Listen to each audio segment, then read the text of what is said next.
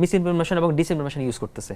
এবং এই ডিসইনফরমেশনটা আপনি খেয়াল করবেন, মিস ইনফরমেশন হচ্ছে ধরেন একটা ব্যক্তিকেন্দ্রিক বা হুটহাট অ্যাক্সিডেন্টলি হতে পারে এটা, কিন্তু ডিসইনফরমেশনটা সংঘবদ্ধ প্রচারণা, এবং এটার সাথে যদি একটা পলিটিক্যাল পার্টি থাকে তাহলে এটা আরও বেশি ডেঞ্জারাস হয়ে যায়। আমি আরেকটা সাথে যোগ করি, ধরুন আমাদের সোশ্যাল মিডিয়াতে এখন খুব বেশি ট্রেন্ডি চলছে, পলিটিক্যাল ল্যাঙ্গুয়েজ হয়ে গেছে এই শব্দগুলো, গুপ্ত, বট বাহিনী, এই জাতীয় জিনিসটা। ধরেন বট বাহিনী শব্দটা কোত্থেকে এসেছে?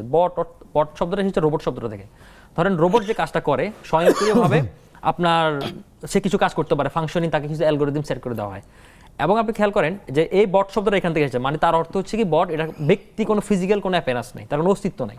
তো সেই বট বাহিনী এসে আপনার এখানে কমেন্ট করে যাবে, তারপর হচ্ছে কি আপনার এখানে লাইক দিয়ে যাবে, রিয়েক্ট দিয়ে যাবে, বা আপনার জন্য এআই প্রোপাগান্ডা করে ফেব্রিকেটেড বিভিন্ন নিউজ, ছবি, নেকেট ছবি, স্ক্যান্ডাল, এই জাতীয় জিনিসগুলো তারা আসলে ছড়াবে।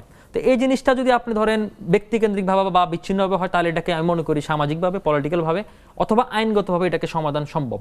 কিন্তু যদি আপনি ইন্টেনশনালি গ্রুপ অফ পিপল হয়ে বা এটা কোনো সংঘবদ্ধ প্রচারণা বা রাজনৈতিক দল এজেন্ডা হয়ে যদি করেন, তাহলে এটা কিন্তু খুব টাফ। এবং এই ইলেকশনে কিন্তু এটা প্রতিফলন আমরা দেখতে পাচ্ছি।